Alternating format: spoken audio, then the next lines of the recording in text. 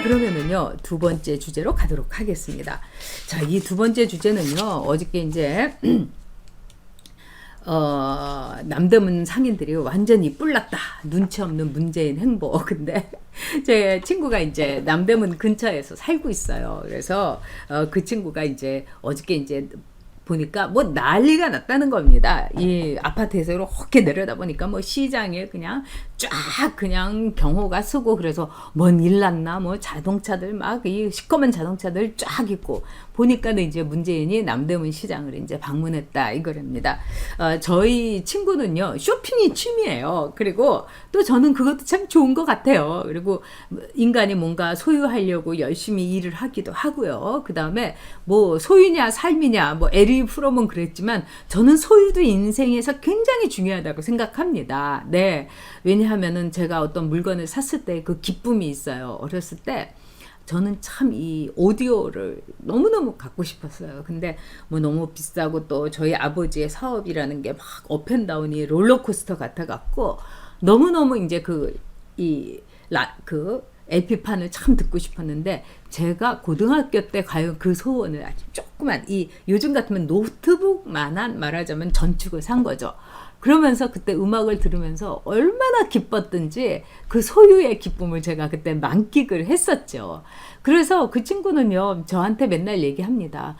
뭐 물건을 사는 게 바로 내가 살아있다는 표시라고. 아주 멋진 주부예요. 근데 어저께 그래가지고 문재인이 왔다 가니까 뭐 그 일대가 난리였다는 겁니다. 명호부대님, 실버 버튼 언제 오나요? 네, 저희 신청했습니다. 그래서 답을 주기로 했으니까요, 실버 버튼 오면은 여러분들에게 자랑하겠습니다. 네, 이준영님께서도 소유 중요하다고. 근데 이제 문재인이 왔는데, 어저께 우리가 보도를 이렇게 보니까 참 백개문들을 좀 중간중간 심어 놓은 것 같습니다. 제가 보기에는. 왜냐하면 문재인 보고 지금 웃을 사람 한 명도 없어요. 근데 상인들 중에 다들 상인들도 막 얼굴 표정이 좋지가 않은데, 가끔 가다가 막 웃는 막 이런 게 뭐 YTN이라든가 KBS, MBC에는 유독 나오더라고요. 제가 보기엔 그거는 뭐 특별한 그 문재인 지지자 백개문들을 일부러 이제 뭐 상인협회하고 미리 얘기하든지 뭐 경호니 뭐 이런 걸 하면서 은근슬쩍 집어넣은 것 같아요.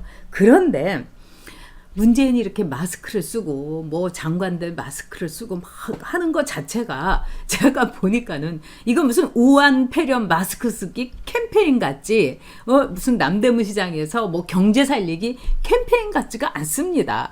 그리고 의사 선생님들이 말씀하시기를, 그런 야외에서 이렇게 캠페인을 이렇게 이 마스크를 쓰는 것보다 오히려 실내에서 마스크를 써야 된다, 이런 말이 있지 않습니까? 근데 문재인이 이렇게 마스크를 쓰고 다니면서 또 뭐라고 하냐, 과도한 불안 뭐 이런 거 하지 말고 경제를 살려달라, 그러면서 경제 활동을 해달라 이거예요.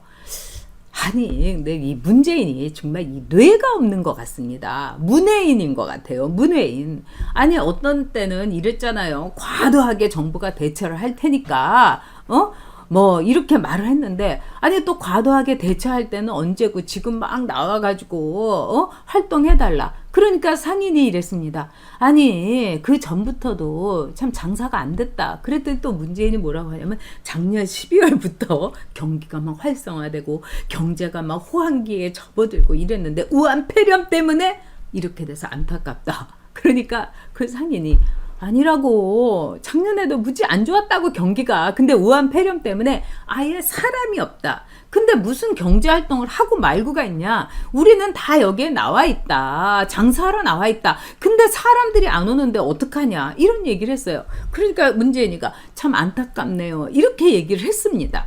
그러고 나서 더 웃긴 일이 벌어졌습니다. 그러니까 상인들 중에서 문재인이 왔다 하니까 그냥 아예 재수없다고 하면서 그냥 나가버린 사람도 있고요, 문 딱 닫아버린 사람도 있다는 겁니다.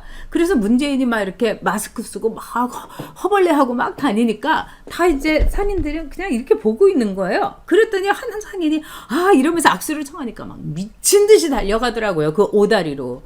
제가 그런 걸 보면서, 아니 언제는 광화문에서 근무를 하겠다는 둥, 뭐 퇴근길에는 시장에 들려서 상인들하고 술 한 잔을, 막걸리를, 소주 한 잔을 하겠다는 둥 하다가 이제 처음 간 거예요. 그것도 4월 15일 총선 때문에 간 겁니다. 네? 지난번 지방자치제 선거 때, 지방선거 때는 막 김정은이 띄우고 뭐 남북관계 잘하는 것처럼 이걸로 해가지고 자신만만하니까 뭐 시장에는 코빼기도 보이지 않는데 우한 폐렴 때는 걱정되는데도 불구하고 막 이렇게 마스크를 쓰고 간 거예요. 그러면서 또 막 이번에는 악수를 하더라고요. 지난번에 악수 안 한다고 해갖고 네? 이 말을 들어서. 근데 머리가 없는 거예요. 오히려 의사들이 얘기하는 게 뭐냐면은 악수를 하지 말고 고개를 숙여라. 그 다음에 이 야외에서 오히려 마스크를 안 써도 되는데 이 실내에서 마스크를 써야 된다. 이런 말을 하는데 이 거꾸로 하고 있는 거예요. 그것뿐만이 아닙니다. 문재인이 이렇게 하는 말을 이렇게 보면은 이 보건사회부라든가 보건복지부라든가 이 언론에서 계속해서 캠페인을 하고 있어요. 그 캠페인 중에 여러분도 보시면 알겠지만 뭐 손 씻어라 뭐 이런 말도 있지만 일단 사람이 많이 모이는 곳에는 되도록 가지 말라고 하는 거예요. 여러분 시장이라는 거는 기본적으로 사람이 모이는 곳이 시장입니다. 그래서 시장에 가면은 자유가 있다. 도시는 시장이다. 이런 말까지 우리가 있었습니다. 역사 속에서. 역시 시장은 사람이 모이는 곳인데 아니 보건복지부에서 캠페인을 사람 모이는 곳에는 가지 말라 이러면서 또 경제를 활성화해라. 그러니까 이게 너무 머리가 안 돌아가는 거 아닙니까? 자, 페이코 돌림께서 근데 김정숙은 같이 안 왔네요.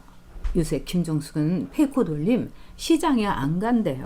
전에 뭐 이렇게 선거운동하고 뭐 대통령 뭐 어쩌면 퍼스트 레이디 이런 책까지 미리 냈던 김정숙 그때는 뭐 시장에 돌아가고 뭐 제사 때 장도 보고 뭐 옷도 시장에서 사고 뭐 이렇게 이 양말도 시장에서 사는 모습을 보여줬는데 그거는 김정숙의 쇼였고 코스프레였습니다.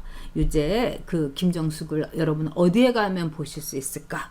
백화점에 명품관 같은 데 가면 아마도 보실 수 있을 겁니다. 경호 데리고 막 뭐가 시커먼 사람들이 왔다 갔다 하면은 김정숙이 온 거라고도 볼 수 있어요. 여러분 보셨죠? 김정숙이 이렇게 무슨 별로 이렇게 좋아 보이지도 않는데 벽돌색 코트를 입었는데 그게 막스 마라라는 제품 코인데 그 코트가 여러분 800만 원짜리라는 겁니다. 그러니까 기름기가 그냥 왜 쫘르 흐르는 뭐 그런 코트였는데 참 나는 김정숙이 저는 입은 거 보고요. 그게 비싼 줄도 몰랐어요. 별로 비싸 보이지 않더라고요. 응? 그랬는데 김정숙이 요즘은 샤넬에다가 막스마라에다가 그런 것만 입고 다녀서 김정숙은 시장에 코빼기도 안 보이는 거죠. 그리고 우한폐렴 걸릴까봐 자기는 안 가는 거 아니겠습니까? 뭐 경인선 때는 막 길을 쓰고 이렇게 가면서요. 자, 그런데 상인들이 이제 어저께 이제 문재인이 이렇게 딱 철수를 하고 나서, 그러니까 냉대 속에 철수를 하고, 그런 다음에 무슨 뭐 갈치조림 집에 가서 김상조하고 같이 먹었다는 거예요. 그러면서 거기서 문재인이 또 뭐 하는 말이 참 앞으로 더 좋아질 텐데 방역에 자신 있으니까 참아라 이런 거예요. 그러니까 상인들이 그냥 이 꿔다는 보리자루처럼 먹고 있는데 거기서 또 김상조가 뭐라고 했냐? 일본을 봐라. 일본에서는 이렇게 우한폐렴 때문에 난리치지 않는다. 그리고 중국에 대해서 짜요. 기운내라 이러면서 중국인을 환영하기도 한다. 아니 도대체 이거는 가짜뉴스를 마구 이렇게 퍼뜨려도 됩니까? 일본은 지금 우한폐렴 때문에 난리도 아닙니다, 여러분. 그 크루즈선에서 일본에 정복한 크루즈선에서 난리가 나왔고 크루즈선에 있는 환자들을 또 내려오지를 못하게 해가지고 크루즈선 안에서 마구마구 번지고 있는 거예요. 그래서 국제사회에 원흉이 됐고 지금 일본의 뉴스를 보면은 다 우한폐렴으로 덮고 있어요. 어디서 도대체 무슨 뉴스를 봤길래 일본은 아주 차분하다고 얘기를 하는 겁니까? 이런 거짓말을 정부에서 대놓고 하는 이 김상조 진짜 뻔뻔스럽고 이거는 시민단체에서 제가 보기에는 고발해야 될 사항입니다. 이거는 이런 가짜뉴스는 있을 수가 없는 거예요. 그런데 어저께 이렇게 해가지고 이제 딱 철수를 하고 나서 또 이제 이 쇼핑이 취미인 그것도 남대문 시장 쇼핑이 이 취미인 제 이제 이 친구가 이제 거기를 시장을 쫙 돌았다는 거예요. 그래서 이제 저도 오늘 이 주제를 할까 말까 하다가 그 친구가 너무나 생생한 얘기를 전해줘가지고 제가 이 주제를 한 거예요. 자, 상인들이 뭐라고 했는지 여러분, 그 친구가 이렇게 돌아다니면서, 그 친구는 한 번 남대문 시장을 갔다 가면 확 휘젓는 친구거든요. 제가 일부러 적었어요. 뭐라고 했느냐, 참 코스프레 더럽게 한다, 한 상인이 그렇게 얘기했답니다. 또 정말 이 동네에서 장사 해도 이렇게 경비가 날린 적은 처음이었다. 이것도 굉장히 의미심장하지 않습니까? 그러니까 문재인이 어디서 계란이라도 맞을까봐, 어느 상인이 이렇게 소금이라도 뿌릴까봐 그렇게 경호가 대단했다는 겁니다. 그 다음에 세 번째는 진짜 뭐라고 하느냐, 어느 상인이 그랬다는 겁니다. 정말 문재인 앞에서 나 문재인 욕하는 것도 너무 힘들다. 정말 이렇게 내 눈앞에서 좀 살아도 달라. 그러더니 우한폐렴 왜 저 인간은 안 걸리나 몰라. 이렇게 말한 상인분도 계셨다는 겁니다. 그 다음에 정수기는 왜 코빼기도 안 보이나 얘기도 나왔다는 거예요. 저게 정수기 그 이멜다보다도 더 옷도 많이 갈아입고 이러는 것 같은데 왜 정수기는 안 왔냐, 뭐 이런 얘기도 하면서 이 상인들이 한마디로 뭐냐, 내가 진짜 왕소금 뿌리고 싶었다. 그리고 한 상인은 이랬다는 거예요. 나 이 전라도 사람인데 내가 정말 이때 겪다 내가 김대중 그 순상님을 위해 가지고 내가 돈 버는 족적 보냈던 적도 있는 내가 전라도 사람인데 나 이제 다시는 좌파들 안 찍는다. 나 무조건 그냥 자한당이고 막 이렇게 다 찍겠다. 이렇게 말한 상인분도 계셨다는 겁니다.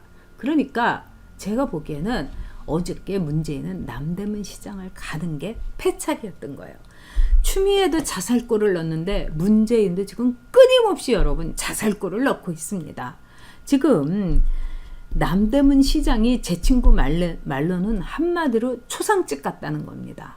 그것도 정말 어쩌다가 이렇게 됐는지, 왜 이렇게 너무 이렇게 부모님이 좀 앓다가 돌아가시면 마음이라도 이렇게 이 간호도 해주고 그러면 짠할 텐데, 이거는 갑자기 직격탄을, 그러지 않아도 장사 안 되는데 직격탄을 맞아가지고 아주 그냥 초상집에다가 장례식장 같은데 거기에 그냥 호호호호 여러분 안녕하십니까 하면서 막 벙글벙글 거리면서 문재인이 오는데, 어떤 상인은 이랬다는 겁니다. 나 정말 사리를 느꼈다고. 그래서 내가 뭐 침이라도 뱉고 막 이러면은 안 될 것 같아서 내 가족과 내 일신의 보호를 위해서 나는 딱 문 닫고 그냥 있었다. 이런 상인도 있었다는 겁니다. 지금 이 남대문 시장은요, 문재인이 가가지고 확 불을 지르고 온 거예요. 추미애도 자살골, 문재인도 자살골, 그 다음에 이제 김상조가 거기다가 이제 자책골까지 이렇게 딱 한 골 넣고요. 정말 꼴문이 어저께 터졌다는 거 아닙니까? 그것도 자기 진영이 아니라 반대 진영에다. 그래서 남대문 시장이 어저께 문재인이 옴으로 해가지고 이 남대문 시장이 있는 중구에서 이 보수표 거의 시장 상인들 그냥 가족들까지 해갖고 한 1만 표는 걷어주고 갔다. 문재인이 막 상인들이 그랬다는 거예요. 제가 그래가지고 어저께 이제 이런 생생한 현장 리포트를 들으니까 정말 이 남대문 시장 그 상인들이 또 보통 분들입니까? 그러니까 진짜 볼만하다 이런 생각이 들었습니다.